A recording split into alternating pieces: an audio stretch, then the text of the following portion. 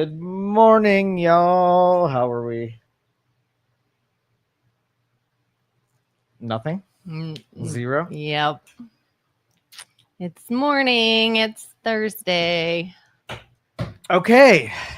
So Yeah. anyway, we said yesterday that we were going to talk about 9/11 and the remembrance of, and a whole host of other things popped up in the interim as well. We're going to talk about that.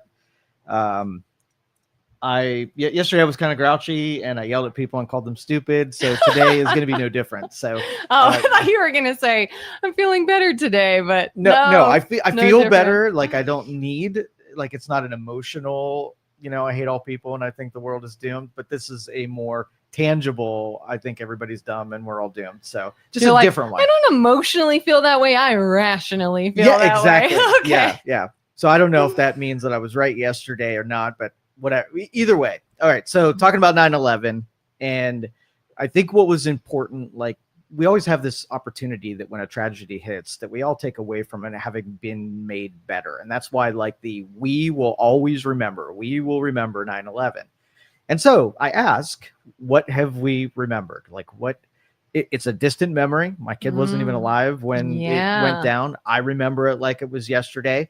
And, what was the takeaway? How are we different? How are we still using that as a cornerstone of our beliefs and principles? Yeah. You want my opinion? Yeah, go for it. So maybe I'm a little cynical this morning, I guess. I don't think that we remember it means what it used to. I think it started as a great slogan. It started as a great idea. And at the time, I think, they meant it right here, Devin. Thanks. At the time, I think we meant it. And for a long time, people sort of saw it as this, we're never going to forget what happened. We're never going to forget those that were affected. We're going to remember them and honor them. We're going to honor the people that helped that day, the first responders. We're going to remember that it's more us versus them being the bad guys. And we're on the same team and we're together. And we're always going to have this reminder of why and how important that is. And unfortunately, I think it's become just something we say now. Okay. Not for everyone.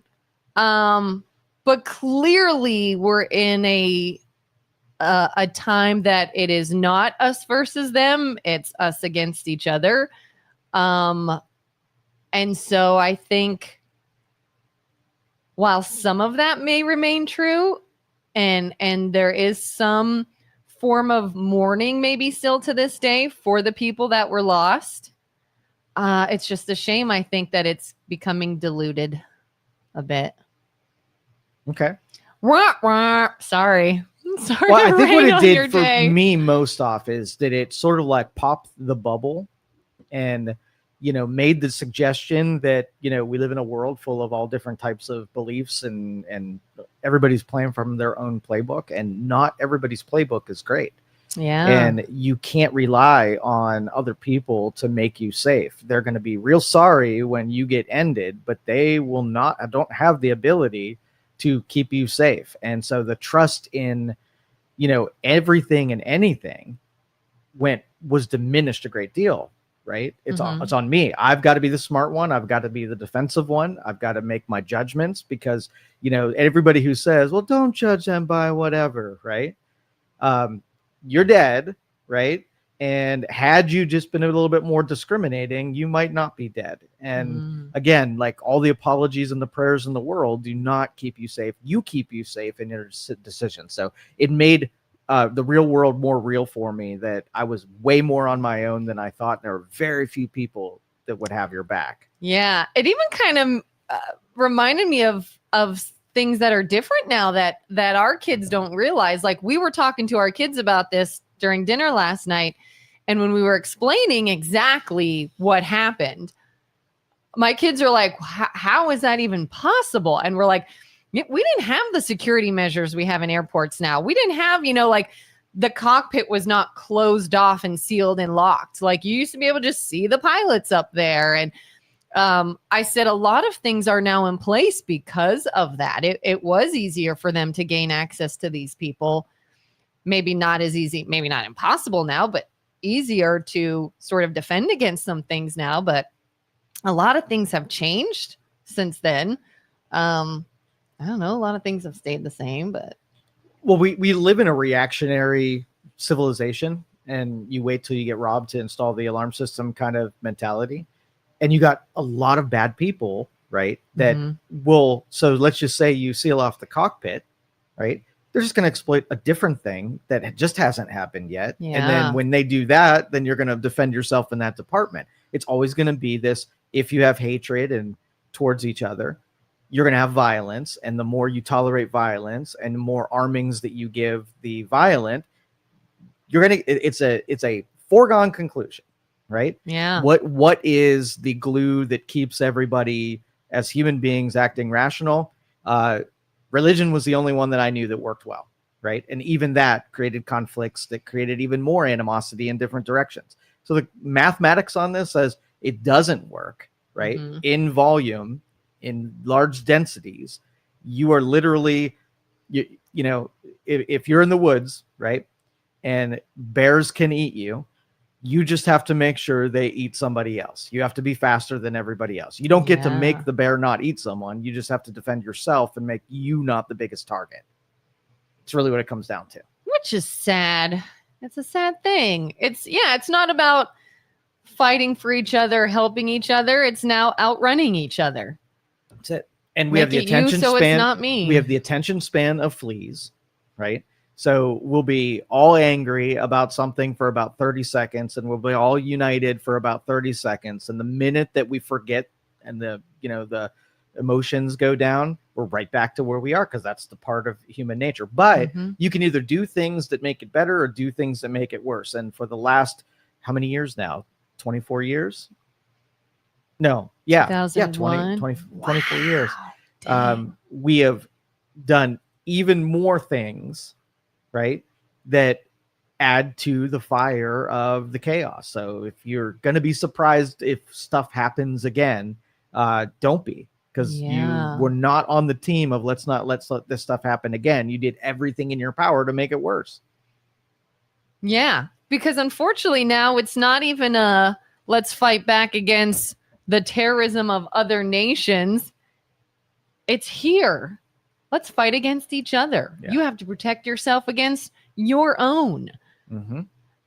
So it's not only did we not band together and join the same team and remember that we are one, we made it worse. We are divided more than we were in 2001. Yeah. We split on our tribes, and that's what the aliens right now are talking. And they're like, yep, we saw this go down before. They'll extinct themselves just because they cannot figure out that the math works where life is precious and delicate, right? And tolerance for ending people when we only live 90 some years anyway, right? But we figure out 1,000 different ways to make that even shorter. Like that seems like the mission of human beings is to see how short we can make other people live. I just Googled the other day the average lifespan. You know, it's only 78. Yeah. 78. That's not a long time. That's crazy. Yeah. And what do we do with that? We make it shorter. We do everything in our power to. Yep. With all kind of justifications. So we just live in a violent-ridden, short attention span, emotionally driven, violence tolerated. And, what are the favorite shows? Is where people are killing people. What are their favorite video games? People killing people. Yeah. Like we are so addicted to exactly opposite of what we should conditioning ourselves to. Yeah. Brian says 9/11 cut across all barriers, religious, race, political beliefs, etc. Now, due to the political divide, the coming together as a nation will never happen again. Now let's find and blame it on our own other side. Yep. That's where we're at. And you can only say the truth and hope when people hear that they're not like, no, it's not. right? Don't be stubborn about it. Like, oh, okay, we're on a really bad path, and let's get as many people as we can to unite. But I'm with Brian. That is not likely to happen. Everybody's entrenched. Yeah. I mean, if an enemy wants to conquer someone, they divide them first. Mm-hmm. Divide them, alienate them, make them fight against each other. They're now weaker, and now we can come after them. And that's exactly what's happening. Yeah. I remember I was a senior. I graduated in 2002, and my school always did a senior trip to New York City. And so we went in 2002 and saw the light beams were up. Mm-hmm. I guess it would have been, end of 2001 to early 2002. I can't remember when we actually went, but we got to see those light beams. That was pretty it's a heavy place. You go there even today, and you're like, people showed up in an office building not knowing that this is the last day that they were going to be alive. And for what, Another thing we told our kids about when we were explaining everything was about the flight in the one that went down in Pennsylvania. Shanksville, where the passengers fought back. Yep. And we had explained to them, that they knew, I guess, what was happening, and they were like, this is it for us, but we're going out doing something. Mm-hmm. And I think they deserve a lot of recognition, those people too. Would you do that if you knew something was 100%? You'd say, this is it, I'm going out doing something. Yep. Yeah, I mean, really, that is the only response, is that regular people inconvenience themselves a little bit and take control of this. I mean, in every situation, if everybody, I mean it's terrible that you have to condition the public to be involved in it. So if you've got a guy that takes out a knife on a light rail train and he gets tackled and pummeled by 60 different people because nobody tolerates violence on it, things change, because it's not a popular thing. People don't just permit it to go on and just look at it and take TikTok videos off of it. They do something about it. But you embolden victimizers by everybody stands by and lets it go down, and not, think if you walked into a school and you had a gun, right? And you just got every kid in there was trained from they were little. If they see anybody with a gun, tackle them. Now you still might get some death on there, but it would be not a place where a victimizer would feel so confident that they're going to go and create any destruction they want. I took an active shooter seminar once, where this guy was talking about, if, God forbid, you're ever in a public place or a setting like this, or a classroom setting, and someone comes in, like, of course, he went through the whole barricade the door, get down, yada, yada. Like, there was everything. But he said, if all else fails, if there is nothing you can do, gang tackle. Yep. Like, just bum rush them. Everybody get on the same page. Like, listen, we have no other options. This is it. Let's do this. Yeah. And someone is probably going to get hurt, but do you end like, is that something I could do? I guess in the extreme situation, you'd have to. Yeah. And I've been put in a couple of situations where I kind of like got to judge what my reaction to something was. And men especially get that adrenaline rush. They know what to do. And I know that I was in the right mindset, that it clicked exactly when it should click. And I know that I would be there to protect my family first. And that I had, it wasn't a, dangerous situation, but I felt like all the chemicals that were supposed to fire absolutely fired. Yeah. Kelly says, run, hide, fight. Yeah. That's what they teach you. Run, hide, fight. Yearly active shooter training for the hospital. Run if you can. If you can get out, get out. If you can't, hide and barricade. And if you have to, fight. Yep. Yeah. Do you ever find yourself sort of always in those situations where like you're wondering, what do I do in this situation? How do I get out all the time, in this situation? Oh, I strategize everywhere I'm at. Yeah. I was in Canes, took my kid there last night to have dinner. And you had a loner that walked into the corner and sat there by himself with no food in front of him. And you better believe, like I told my kid, I said, listen, your head needs to be on a swivel right now. You see this guy behind me right now? I'm sitting sideways on this chair. So in my peripheral, I can keep an eye on what he's doing and why he's there. It was out of the ordinary, and keep an eye on that dude. Yeah. And it's any little thing too. Like yesterday, I went outside for a minute middle of the day just to stand outside. It was a beautiful day. I needed some sunshine. I had been inside for hours. I said, I'm just going to go stand outside for a minute. And here comes a dude just walking by. And it was warm yesterday. Winter coat, zipped up, winter hat on. And I'm just like, don't like that. And I just went inside. Yeah. And I'm like, I'm sure he's harmless, but you don't know. Right. That looks out of sync with the rest of this environment. Oh, yeah. And so, yeah, I immediately found myself wondering if he comes back, if he comes in here, what are my options? That's exactly right. I also have a fear of overreacting. What if I am so on edge that it is a harmless person that just, maybe they have a medical issue and they're cold all the time? What would you consider overreacting? I don't know. Like, I didn't have a weapon, obviously, but what if somebody has a weapon and they use it and it wasn't necessary? Like, I fear being that person. Well, I'm going to tell you don't, right? Yeah. So either you get delivered a civilian or civilization that you don't have to question that, or you protect yourself. Remember, I told you, these are evidence that you can't rely on the people that can protect you to protect you.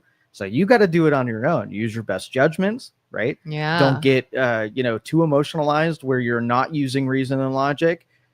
Just like if I was in that place and that kid was sitting there on his own, I didn't know at that point if he was a threat or not. But guess what? He was on my freaking radar. Mm-hmm. Now, if he had pulled something out of his, weapon out of his thing, he'd have been done for because he was already on my radar. And now I knew I had to act because, either I was protecting myself, my kid, or other people in that restaurant.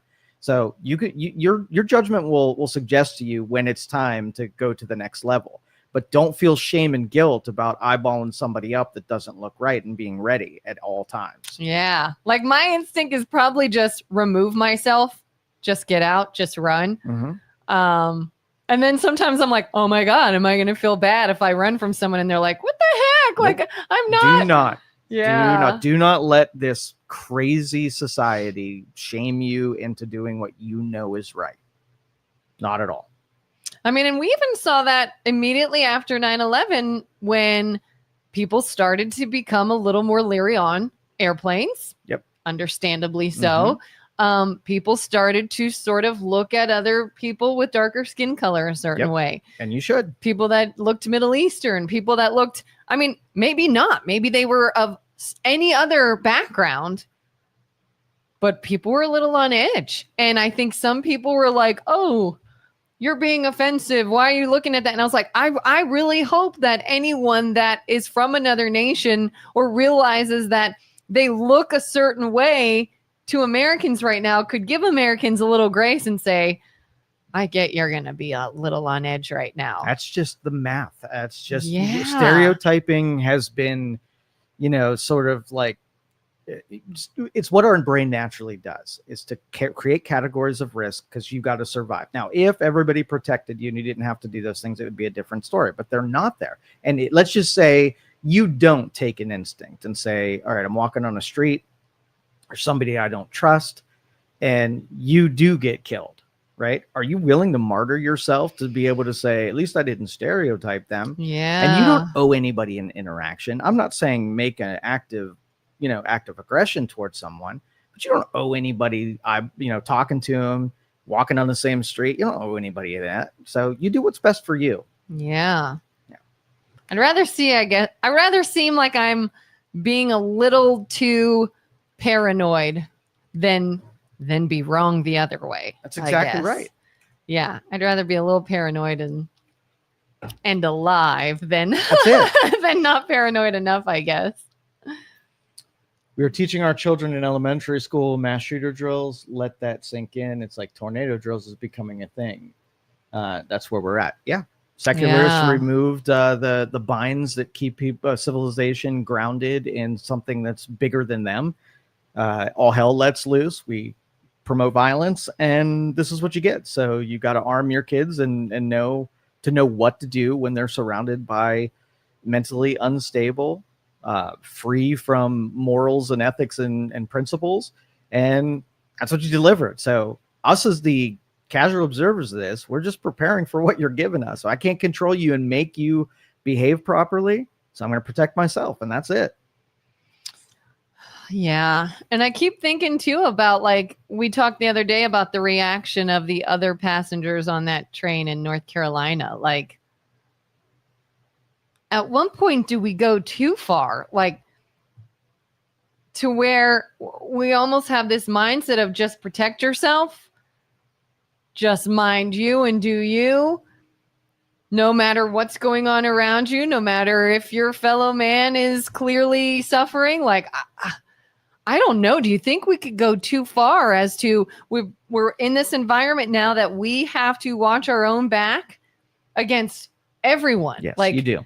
And so when then do you just, how do you avoid just then blinders to everything and everyone else?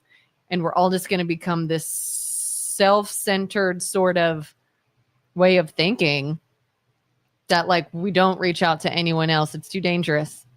Can't do it. Well, I'll go to the diversity people, because they have this belief that if you put a lot of incompatible beliefs and incompatible people all in one same spot, that you're not going to get any kind of reactions. So they're the ones that formulated it. So they've got to come up with what answer they had in mind when you do that. You know, maybe if people self-segregate and they are amongst people who feel the same way, you don't force people with those incompatible views to then duke it out and think that we're going to, you know, amicably solve our problems. So maybe that's part of our answer. But I'm looking to those, you know, diversity people is, you know, that's your problem. I'm going to take care of me, but you got to figure out that you introduced the new formulation.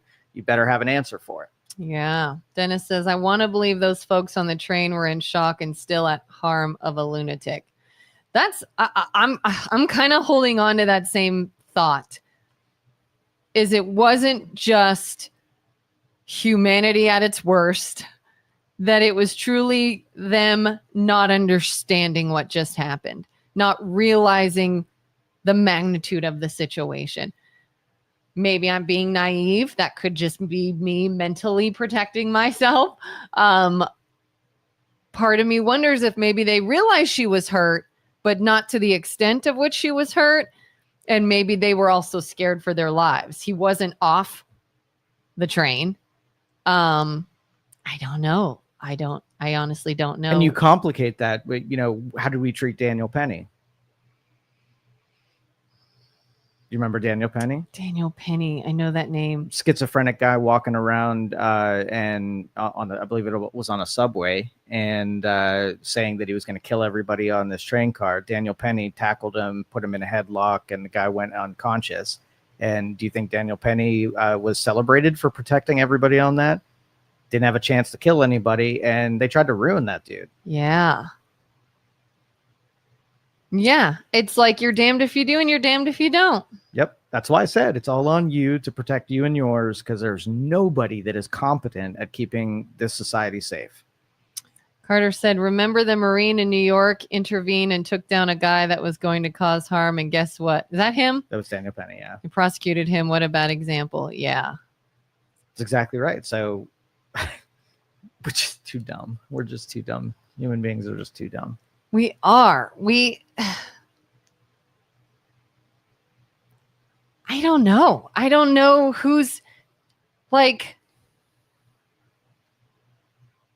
is it media driving this? Is it sinister? Like, I saw a reel on Facebook yesterday. This woman posted a clip of a newscaster. Oh my gosh, what did they say?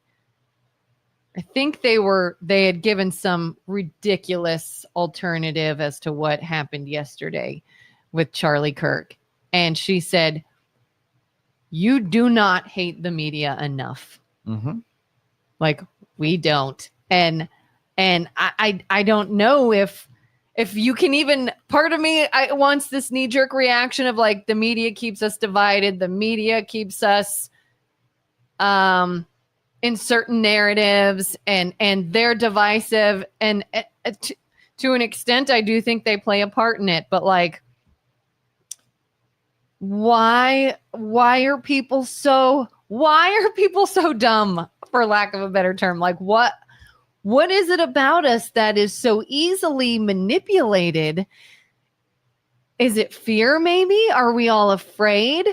The whole watch your own back mindset we feel like we have to live in is then reinforced when we see divisive content. And it's like, see, that's exactly what I'm talking about. We all better have our head on a swivel and better be ready to take down the opposition. And like, it's like, I don't know. It's like coming at us from all sides as we see scary things.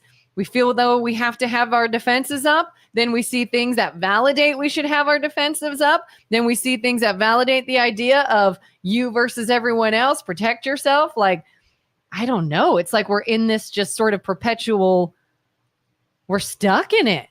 I don't even know how you break it. You don't. You don't. The role of the media in our lives is what probably is the biggest problem. You ever have a friend that, like, let's just say you have a different friend that you're having a little bit of an argument and they want to see some drama come out in you, and they're like, hey, they start mentioning things that make it worse instead of better, right? And they just throw little grenades in there of conflict where you might have ended the quick discussion, but that other person is inciting more and more elevation and drama. That's their role, because the more they do that, the more people watch them. So really, you as a consumer are equally as responsible of paying attention to that shit, because that's what you want. Yeah, people make money doing that nowadays. 100%. People make a living doing that. Yeah. On social media, on the internet, on the news, in real life.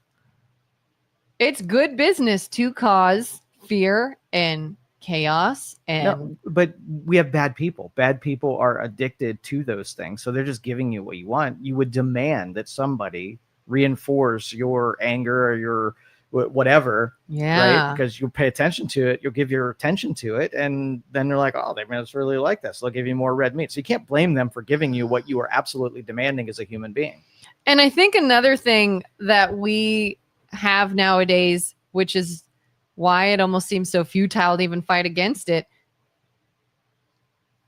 It's not even just like the idea of right and wrong, good versus evil. Like, we got to fight against these terrible things.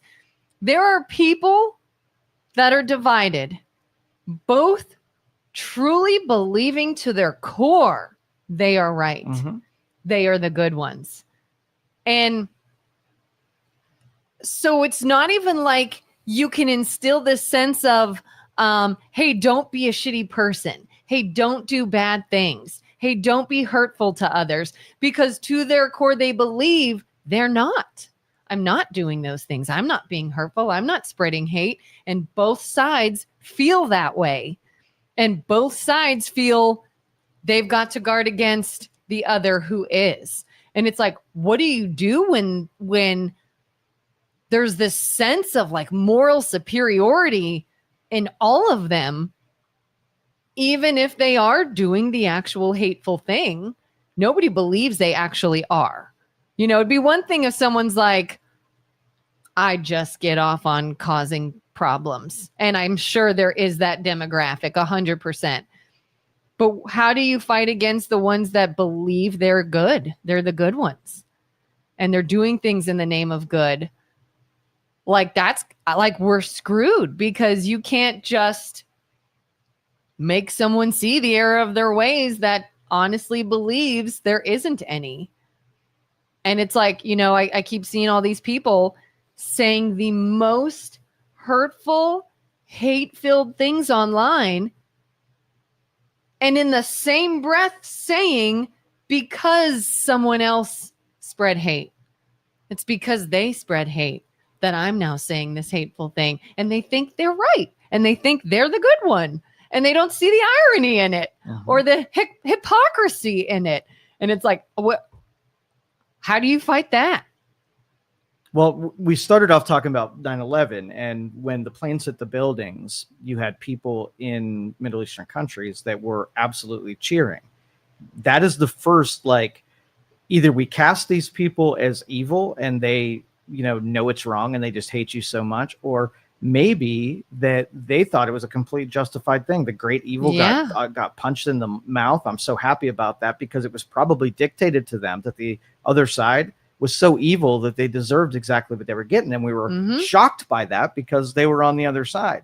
Now we have a small version of that right here, where you have liberals and conservatives that think each other are the great Satan. So when one of them gets taken out, it's not like it's only a little bit of a shame. It's a, something that you saw the celebrations that happened with Charlie Kirk yesterday.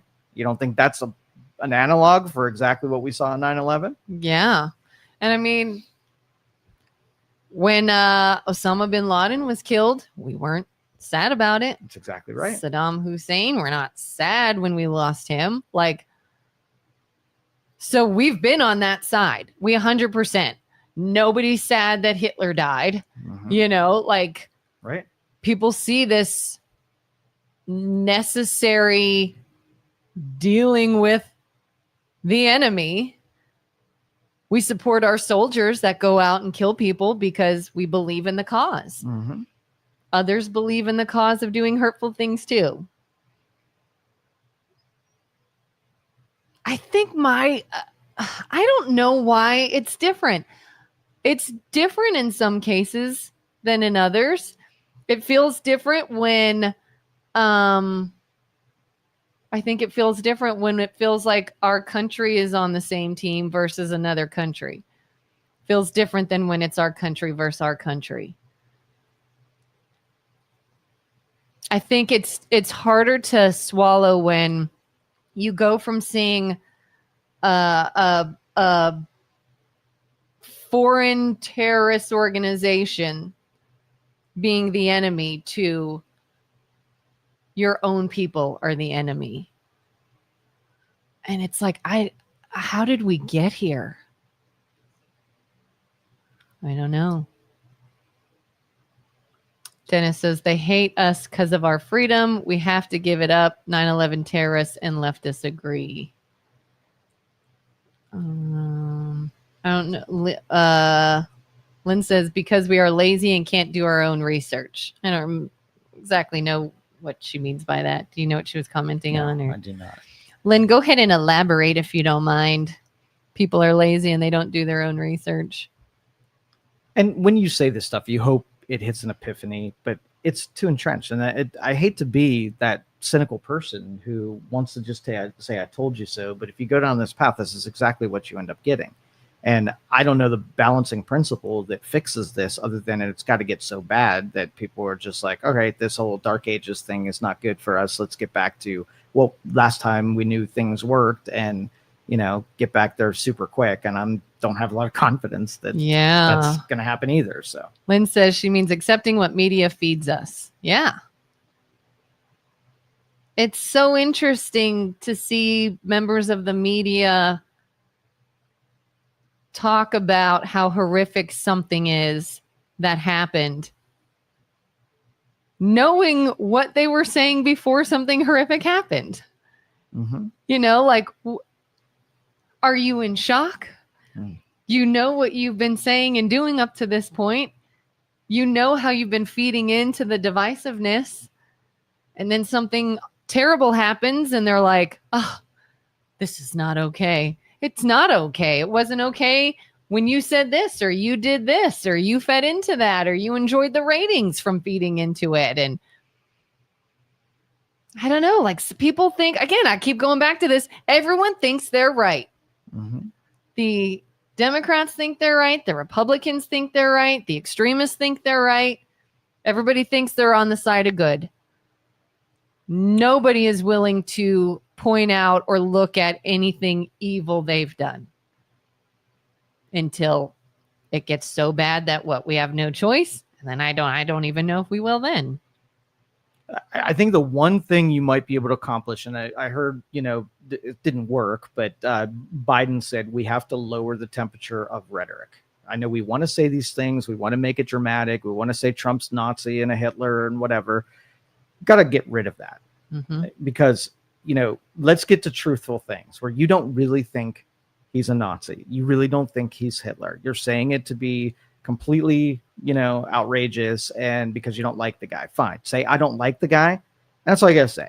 Turn the temperature down on rhetoric and you bring that temperature down on the public. That's the responsibility of people who have any kind of public anything, is you start casting someone as a Hitler, and man, it's not good things going to happen. Yeah, like make words serious again. Like, I'm not saying take away freedom of speech by any means. Everybody should be allowed to say what they want to say. I'm saying instill in people the idea of you can say it, but if it is something that is elevating a already negative situation, I'm going to not respond. Like you hear people say, if you're around a group of people that are gossiping, walk away. Don't make it worse. Don't partake. I feel like it's the same now in this day and age. So like that's all you can do is I refuse to let this go to a higher level than it is. And if we can't diffuse a situation, then end that situation. I think it's more than clear that we can't have adult discussions anymore. Mm-hmm. We can't have hard conversations anymore. What kills me though is the idea of I don't want there to be silence because of it. I don't want things to just allow to happen because of it. Like, it's needed to have hard conversations. People need to hear things they don't agree with, but you need to learn how to handle that too. Which that's the hardest thing. So yeah, I mean, make it no longer okay to say awful things. And again, I'm not saying you take away the freedom of speech. I'm not saying you lock people up. That's not the country we live in. That's not the country we should live in. But I mean, from a social aspect, make it not okay to be hurtful anymore. Like, here's another thing though, that devil's advocate is that people who think they're in the right mindset think that's what happened yesterday. They think somebody got what they deserved for saying something hurtful. They don't see it they think they're right. They think that's what happened. And I don't know how you change that. I don't know how you make someone see that that's not okay what happened. And that's not what that is, or a good example of what should happen. Like, are we too far gone in humanity in general? You're asking the wrong dude, because you know my You're answer. Like, yep. So what do you think the fallout from the Charlie Kirk thing is going to be? What do you think happens next? God, I don't know. The saddest thing to me is somebody immediately said, like, this is like right after it happened, before we knew anything. Somebody's like, this could go in one of two directions. One, it's the new September 12th, where we all say, this has gotten out of hand. Hold up. Everybody, like, we got to stop. We got to somehow hit the reset button. We got to realize we're on the same team here. This has gone too far. Or that doesn't happen, and it just becomes more divisive with more fighting and more arguing. And unfortunately, that's the more realistic idea. I think any shred of hope I had in those moments yesterday that it could be anything like the new September 12th went out the window the moment I got on Facebook. And I told myself, don't go on Facebook. Don't do it. I just couldn't help myself. And I even thought to myself, like, listen, there's a lot of bots out there. There's a lot of things that are going to be saying hurtful things, and maybe they're not even real people. We do fight against technology amping us up as well and making us feel negative feelings. It was when there are people I know saying disgusting things, and people I don't know, and whole groups and organizations saying hurtful things. I'm like, oh God, there goes any hope of it being the uniter. Unfortunately, I don't know if we'll ever have that. What do you think? Well, the pulse says that it's going to go down a worse path before it gets better. Yeah. And I'm terrified of that. Yeah. I think where there was some restraint, I think the restraint is about stretched as it possibly can get. And I think it's going to get to an absurd level. That's just, I think it's natural tendency from this point. So I'm not hopeful. I hope somebody with more optimism can, get in my ear and make me have some hope, but that's not today. And there's all this uncertainty too about like what are even the options from here? Like, I'll be honest, when this happened, I was 2 seconds away from texting you and saying, I'm not doing this anymore. Like, it's too dangerous. Mm-hmm. I don't want to be in the public view anymore. I don't want to talk politics anymore. It's too dangerous. And the more I thought about it, the more I'm like, that's how we got here. That's why we're here. I think just quelling things and sweeping things under the rug and don't say anything that's controversial. Like, the moment somebody does, they're met with violence. And I think the idea of, well, then everybody shut up, like, that's what they want. That's what the evildoers want, is to silence people, is to make it so you can't have a say, get in line and follow everyone else, shut down any other opinions other than certain ones. And I'm not saying it's all one-sided. Both sides are this way. But yeah, that would just so be just sort of perpetuating what is happening. Yeah, I don't know. My watch is vibrating. You want to read some of those comments? Megan is talking to Dennis. Dennis, not all see it that way, but unfortunately all we see here are those screaming the loudest and garnering the most attention. It's not productive and makes everything worse. We as a country cannot win like that. I personally believe we need input from all sides and all views deserve to be heard. Julie says, part of the horror of yesterday was the visual. This is what happens when a bullet tears through the body. I remember the same feeling when it was JFK and RFK. We saw it. Maybe we need to see the results of the violence. Personalize it. That's kind of what we said yesterday. Yeah, we kind of said that same thing when it comes to the video of the man murdering the girl on the train in North Carolina. I like, oh God, that video and the Charlie Kirk video. I just like everything. Every time it comes up, I'm just like, I can't. Like, I don't want to see it.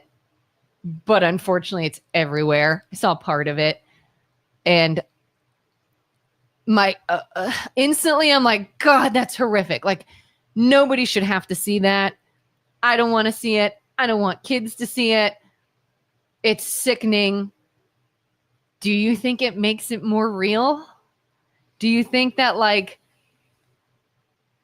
when you hear about something awful that happened years ago and you don't feel personally connected to it, it's very easy to forget.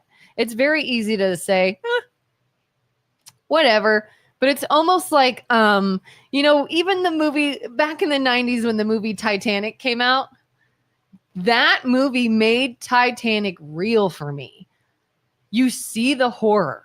You don't just hear about what happened. You see it. A lot of things, I think, do that for me. And I wonder if, with as horrific as it is, could a tiny silver lining in the fact that cameras are everywhere in this day and age make it more real for people and more serious? I don't know. Well, even, hearing a headline that say there was a school shooting versus seeing it go down and seeing little kids get, blasted is a different thing psychologically. Yeah. Yeah. Hearing about it, seeing the people involved. Yep. I think it brings it home more. Lynn says, we have become desensitized to people being murdered. Yep. 100%. Joyce says, already read reports that the right is done with the left and their agenda. Mm-hmm. Dennis says, the close-up video is probably one of the worst things I've ever seen. Once I saw that, I knew that wasn't much hope. Yep. I'll be honest. I, like many, many other people, probably when this happened yesterday, again, started to feel anger towards the left. Mm-hmm. But I feel like we have to remember it's not all one-sided in this country. This instance may have been, you know, somebody attempted to kill Gabby. Help me with her name, people. This was years ago. You know who I'm talking about? The representative that was shot. Gabby. Forget her last name. Yeah, you guys know who I'm talking about. That was, I guess, the other side. You know, somebody broke into Nancy Pelosi's house and tried to harm them. That's not okay. There are threats against both Republicans and Democrats on a regular basis.